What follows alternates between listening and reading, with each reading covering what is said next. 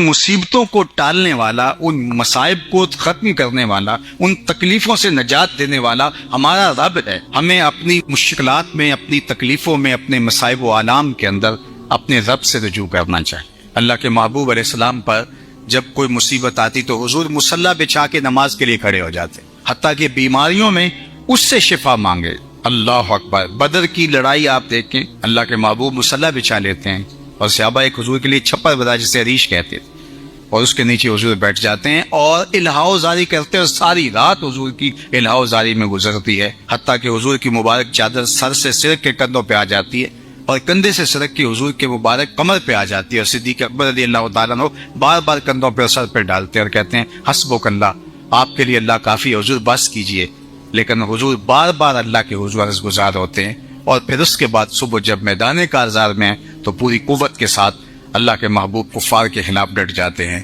تو ہمارا رجوع اللہ، اللہ کے ساتھ رب، اور اس پر توکل، اس پر بھروسہ، اسی سے مانگنا، اسی کی حضور اپنی ضرورتوں کو پیش کرنا، یہ اگر ہو جائے تو اس کا نتیجہ یہ ہوتا ہے کہ ہمیں شرح صدر نصیب ہو جاتا ہے، چونکہ مشکلات کو، مصائب کو، آلام کو، تکلیفوں کو، دکھوں کو توڑنے والا وہ ہے، اور جب وہ چاہتا ہے تو مشکلات پتہ بھی نہیں چلتا گئی کدھر ہیں۔ میں اور آپ اللہ پر توکل اور بھروسہ جتنا مضبوط کریں گے اتنا ہی توحید کا فیضان ملے گا۔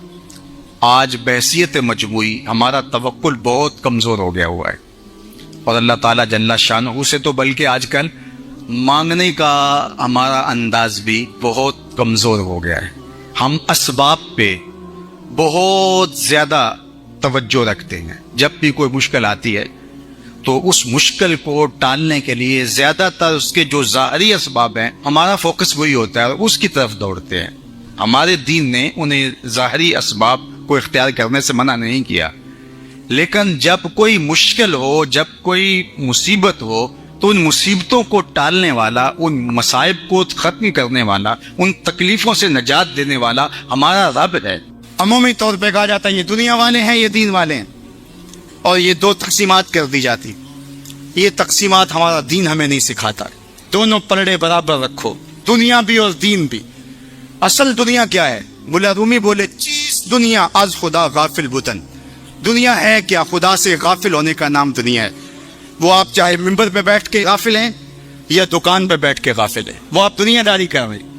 یہاں مقصد لوگوں کے دل اپنی طرف موڑنا، لوگوں کی جیبیں ڈھیلی کرنا، لوگوں میں اپنے آپ کو محبوب اور اپنے آپ کو جو ہے وہ لوگوں کا مقصود بنانا، اپنے بت کو تراشتے رہنا کہ لوگ پوجا پاٹ کرتے رہے۔ یہ ممبر پہ دکانداری ہو رہی ہے، اور دوسرا دکان پہ بیٹھا ہے لیکن سچ کا دامن نہیں چھوڑتا۔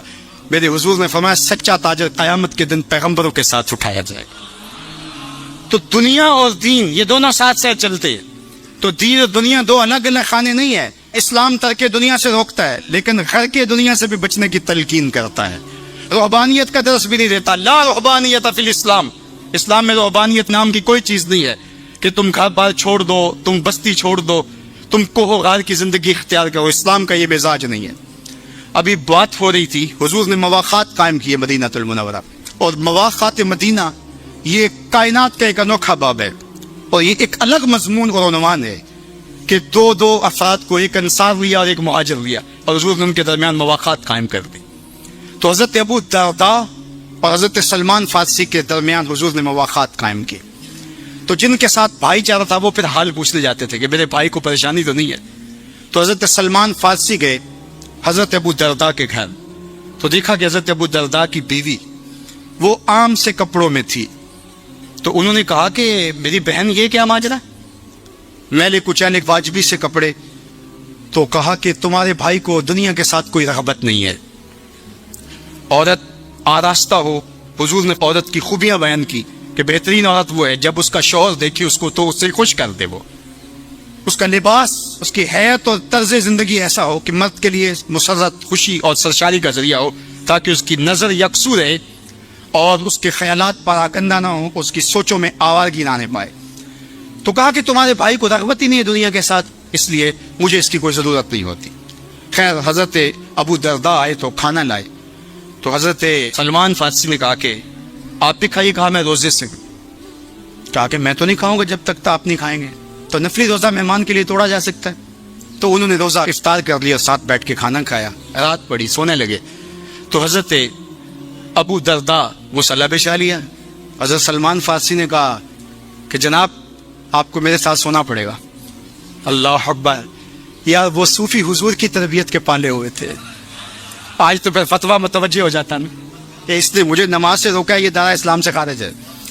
تو آپ نے کہا ٹھیک ہے، مہمان ہو، مہمان نوازی کا یہ بھی ایک ڈش ہے نا، چلو میں سو جاتا ہوں۔ سحری ہوئی تو سلمان فارسی اٹھے، ان کو اٹھایا، بیدار کیا، تہجد پڑھی دونوں نے، اور پھر حضرت سلمان فارسی نے کہا کہ تمہارا میں نے عمل دیکھا، تمہاری بیوی کے کپڑے میلے کچیلے تھے، تم نے روزہ رکھا ہوا تھا اور رات تم قیام کرتے ہو، تو کہا کہ تمہارے نفس کا بھی تمہارے اوپر حق ہے، تمہارے اہل خانہ کا بھی تمہارے اوپر حق ہے، اور تمہارے رب کا بھی تمہارے اوپر حق ہے، اور تمہارے مہمان کا بھی تمہارے اوپر حق ہے، اور ہر ذی حق کا حق تمہیں ادا کرنا ہوگا۔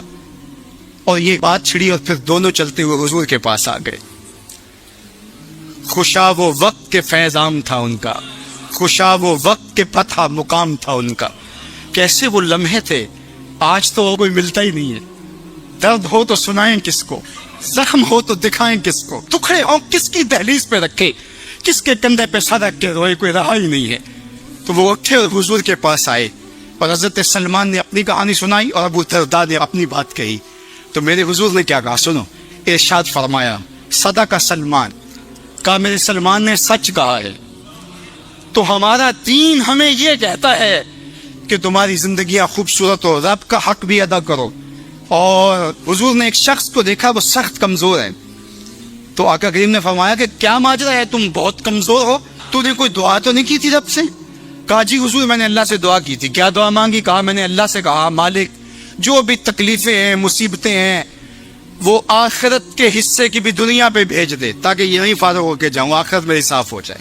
تو بڑے دکھڑے ہیں، بڑے غم ہیں، بڑی اذیتیں ہیں، بڑی بیماریاں ہیں جس نے مجھے کمزور کر دیا۔ تو بظاہر بڑی اچھی بھلی بات تھی کہ سارے دکھڑے دنیا پہ لے لی، آخرت صاف کر لی، لیکن میرے حضور نے کیا ارشاد فرمایا؟ فرمایا تم نے یہ کیوں کہا کہ آخرت کے دکھ بھی دنیا پہ مل جائیں؟ تو نے یہ کیوں نہیں کہا ربنا آتنا فی الدنیا حسنۃ وفی الآخرۃ حسنہ، اللہ دنیا میں بہتریاں دے دے، آخرت میں بھی بہتریاں دے۔ وَكَذَلِكَ جَعَلْنَاكُمْ أُمَّةً وَسَطًا، جب تک ترازو پورا نہیں رکھو گے، جب تک دونوں پلڑے برابر نہیں ہوں گے، تم آگے کبھی نہیں بڑھ سکو گے۔ دنیا کے اوپر بسنے والے لوگوں کے لیے، حتیٰ کہ جانوروں اور پرندوں کے لیے بھی حضور کے سینے میں جو محبت رکھی گئی ہے وہ کسی اور کے سینے میں نہیں رکھی گئی، اور پھر پوری کائنات کے دل میں ان کے لیے جو محبت رکھی گئی ہے وہ کسی اور کے لیے نہیں رکھی گئی۔ کیونکہ حضور علیہ السلام سے مانوسیت، حضور کے اس کامل، اکمل اور مکمل ایمان اور ایمان کے اعلیٰ درجے پہ فائز المرام ہونے کے نتیجے میں کہ آقا کریم علیہ الصلوۃ والسلام پیار کرتے ہیں، محبت کرتے ہیں، اللہ کی ساری مخلوق سے حضور علیہ السلام کے دل میں شفقت ہے۔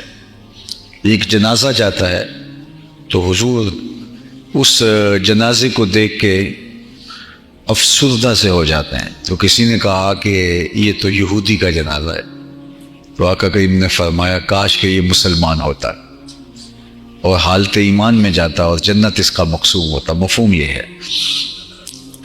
تو یعنی ایک کافر جب کافر ہو کر کے بھی مرتا ہے تو شفقت کا نتیجہ یہ ہے کہ یہ بھی قابل افسوس ہے، کاش کہ یہ اسلام کی دولت سے مالا مال ہو۔ تو حضرت علی المرتضیٰ رضی اللہ تعالی عنہ کو فرمایا علی تیری وجہ سے اگر ایک شخص ہدایت کی راہ پہ گامزن ہو جاتا ہے تو یہ اللہ کی راہ میں سرخ اونٹ خیرات کرنے سے بہتر ہے۔ عربوں میں سرخ اونٹ جو ہے اس کی خاص اہمیت ہے۔ اس زمانے کی سواریوں میں گھوڑے اور اونٹ جو ہے وہ یہ انتہائی مفید سواریاں تھیں، اور پھر اس میں بھی جو سرخ رنگ کا اونٹ ہوتا تھا اس کی کچھ اضافی صلاحیتیں بھی ہوتی تھیں اور وہ دکھنے میں بھی خوبصورت لگتا تھا۔ جس طرح آپ جو گاڑیوں کی دنیا ہے اس میں مختلف کمپنیوں کی بڑی قیمتی گاڑیاں ہیں، تو ان کو ذرا خاص طور پہ لوگ کہتے ہیں کہ یہ گاڑی انتہائی اہمیت کی حامل ہے۔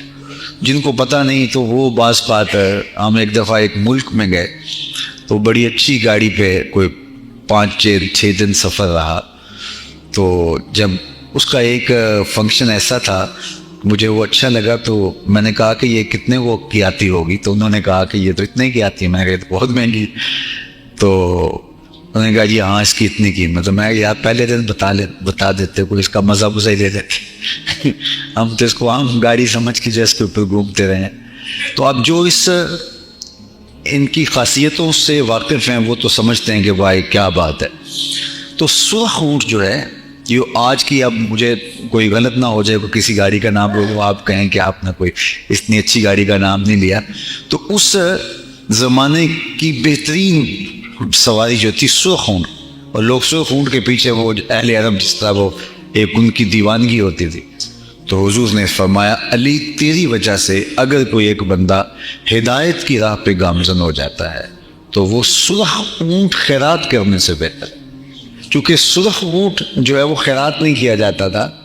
سرخ اونٹ آ گیا تو پھر وہ ساری زندگی جو ہے وہ اس کو رکھتے تھے اور اس کی نسل آگے چلاتے تھے. تو اگر سرخ اونٹ بھی خیرات کر دیا, کوئی ایسے وقت میں کوئی بندہ آ گیا جب اس کے علاوہ کچھ دینے کو نہیں تھا تو وہ دے دیا, تو اس کا مطلب ہے کہ اس نے کمال کر دی.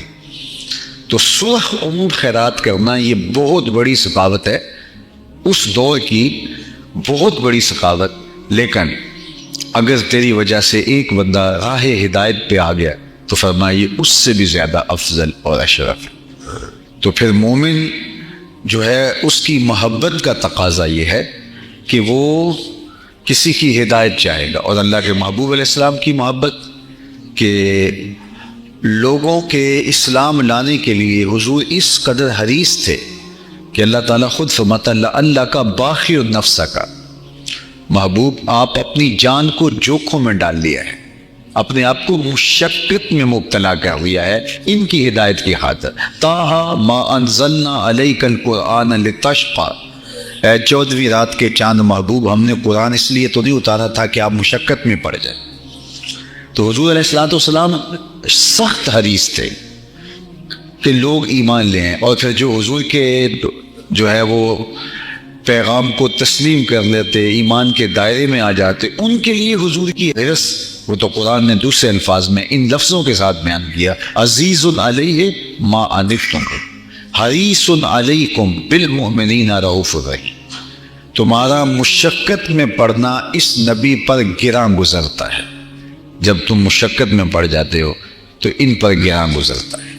کافر مشقت میں ہو تو حضور گراں محسوس کرتے ہیں. جب بدر کے قیدیوں کو رسیوں سے جکڑ دیا گیا, اور یہ وہ تھے جو چراغ اسلام بجھانے آئے تھے, اسلام کو مٹانے کے لیے آئے تھے, اور ان کو جکڑ دیا اور مسجد نبوی کے ستونوں کے ساتھ جا کے باندھے 70 قیدی تھے.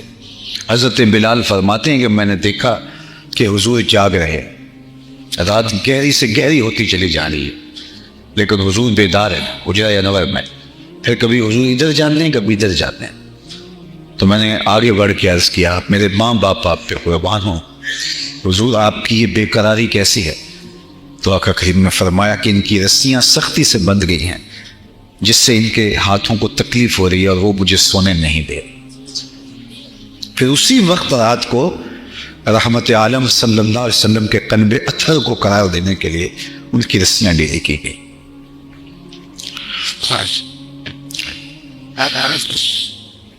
ہمارے ماں باپ ان پہ قربان ہو, یہ ہے شفقتیں ان کی. جو چراغ اسلام بجھانے آئے تھے ان کے لیے حضور کی محبت ہے, تو جو ان کے غلام ہیں عاشق زار ہیں ان کے لیے کیا کیفیت ہو. تو وہاں فرمایا عزیز علیہ ما عنتم, جب تم مشقت میں مبتلا ہوتے ہو تو اس نبی پر گراں گزرتا ہے. بلکہ فرمایا لو تدخلوا شوکۃ فی رجل احدکم لوجدت علمها, میرے امتی تیرے پاؤں میں کانٹا بھی چبھے تو اس کی تکلیف مجھے ہوتی ہے.